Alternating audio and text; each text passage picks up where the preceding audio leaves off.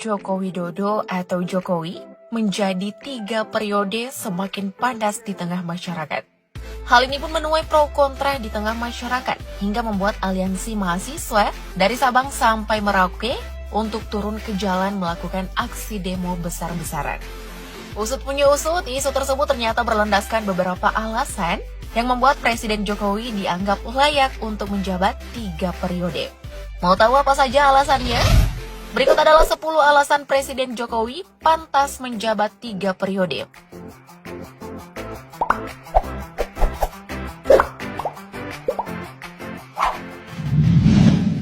Tuan rumah Asian Games 2018. Sejatinya Indonesia bukan negara yang awalnya ditunjuk sebagai tuan rumah Asian Games 2018. Namun Indonesia mendapat kehormatan untuk jadi tuan rumah setelah Vietnam mundur akibat masalah keuangan. Tidak ingin menyanyiakan kesempatan yang ada, Presiden Joko Widodo pun mengiyakan hal tersebut. Dan seperti yang kalian saksikan, meskipun menjadi tuan rumah dadakan, pujian demi pujian terus mengalir untuk Indonesia dan Presiden Jokowi setelah pagelaran Asian Games 2018.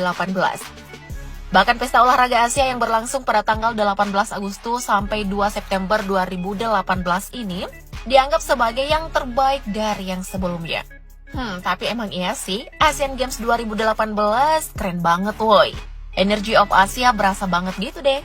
Bahkan kesuksesan pagelaran Asian Games 2018 mengantarkan Indonesia secara resmi untuk mencalonkan diri mengikuti bidding tuan rumah Olimpiade 2032.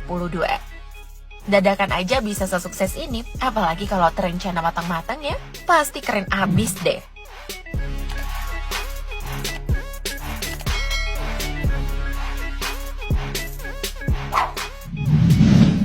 Asian of the Year 2019.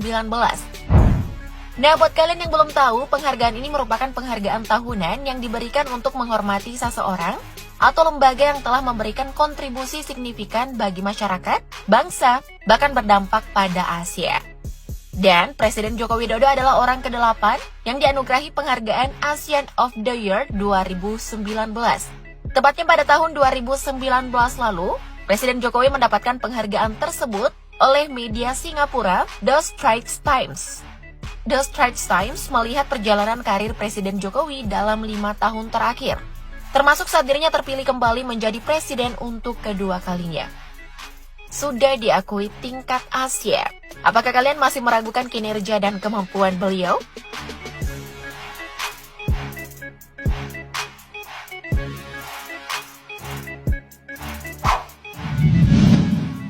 Infrastruktur meroket.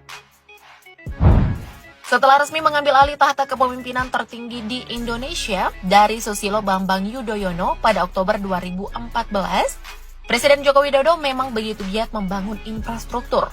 Berbeda dengan beberapa presiden sebelumnya, pembangunan infrastruktur di era Pak Jokowi terbukti sudah lebih menyeluruh atau Indonesia sentris. Lantas sudah berapa banyak infrastruktur yang dibangun Pak Jokowi sejak menjadi orang nomor 1 di Indonesia? Dilansir dari situs CNBC Indonesia, Pak Jokowi setidaknya telah membangun sekitar 6.240 jalan tol dan bukan tol, 124 pelabuhan baru, 15 bandara baru, 38 ekspansi dan perbaikan bandara lama, dan sekitar 82 bendungan yang ditargetkan rampung pada tahun 2024. Jadi, udah pantas belum Pak Jokowi disebut sebagai Bapak Infrastruktur? Komen di bawah dong.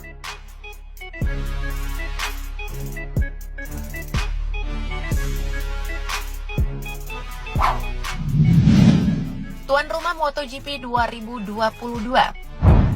Setelah 26 tahun lamanya Indonesia absen menggelar kejuaraan dunia balap motor MotoGP, akhirnya pada tanggal 18 sampai 20 Maret 2022, Indonesia kembali menjadi tuan rumah MotoGP. Race MotoGP Indonesia kali ini diselenggarakan di sirkuit internasional Pertamina Mandalika, Lombok Tengah, Nusa Tenggara Barat. Adapun pembalap yang berhasil keluar sebagai juara adalah Miguel Oliveira. Kemudian di urutan kedua ada Fabio Quartararo, dan di urutan ketiga ada Johan Zarco. Trofi kemenangan ini pun diserahkan langsung oleh Presiden Joko Widodo. By the way, siapa nih yang nonton langsung di sirkuit Mandalika? Komen di bawah ya.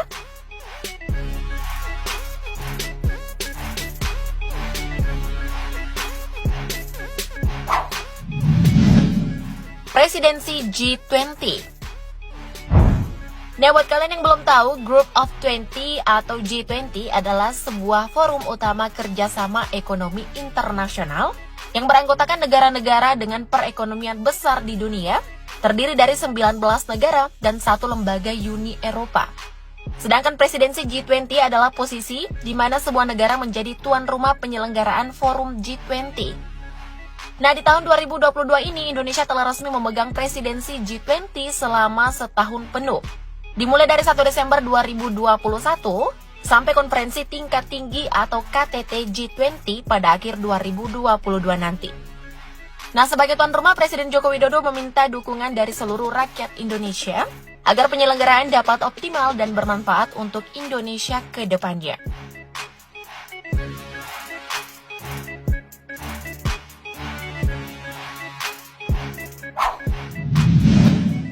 Ibu kota negara baru. Setelah menjadi wacana dalam beberapa periode kepemimpinan, akhirnya di era kepemimpinan Presiden Joko Widodo, pemerintah resmi mengumumkan akan memindahkan Ibu Kota Negara atau IKN dari DKI Jakarta ke Penajam Pasir Utara, Kalimantan Timur. Pemerintah bahkan sudah menyepakati bahwa Ibu Kota Negara baru diberi nama Nusantara. Pembangunan fisik IKN pun rencananya akan dimulai pada pertengahan tahun 2022. Presiden Jokowi menargetkan upacara Hari Ulang Tahun Republik Indonesia di tahun 2024 akan dilakukan di lokasi Ibu Kota Negara baru. Mimin jadi nggak sabar deh melihat wajah baru Ibu Kota Negara kita.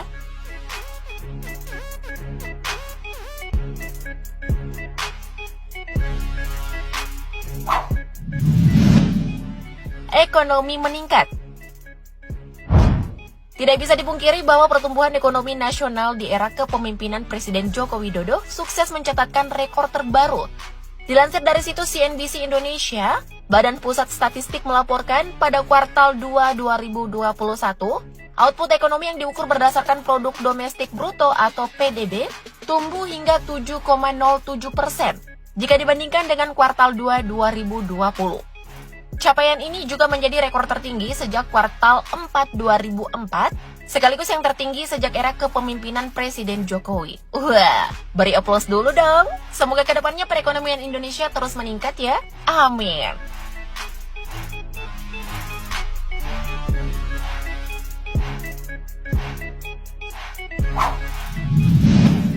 BBM satu harga. BBM satu harga di seluruh Indonesia merupakan salah satu program andalan pemerintah Presiden Joko Widodo di sektor energi. Tujuannya agar harga BBM di daerah terpencil sama dengan di Pulau Jawa. Meskipun tidak mudah untuk mewujudkan program tersebut, namun pada kenyataannya Presiden Jokowi sukses menjalankan program tersebut. Pengoperasian BBM satu harga ini pun sudah hadir di Sumatera, Kalimantan, Sulawesi, Maluku, Nusa Tenggara, hingga Papua.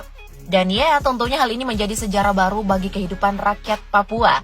Karena untuk pertama kalinya sejak berpuluh-puluh tahun, warga Papua bisa menikmati BBM satu harga seperti wilayah Indonesia lainnya.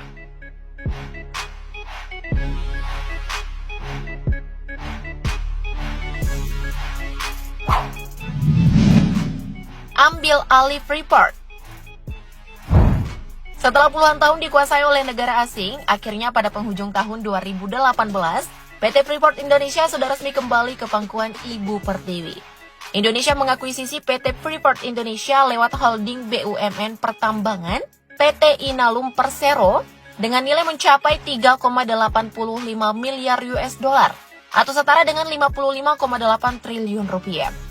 Dengan usaha yang tidak mudah, akhirnya divestasi saham PT Freeport Indonesia menjadi 51% milik negara, terrealisasilah sudah. Wah, alhamdulillah ya.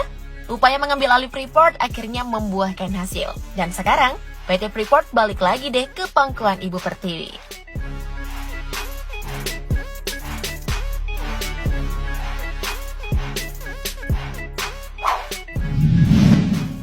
Big Data Luhut.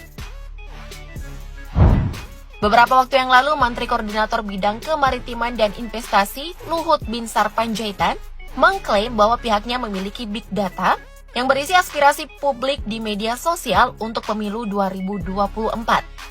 Big data tersebut diklaim berisi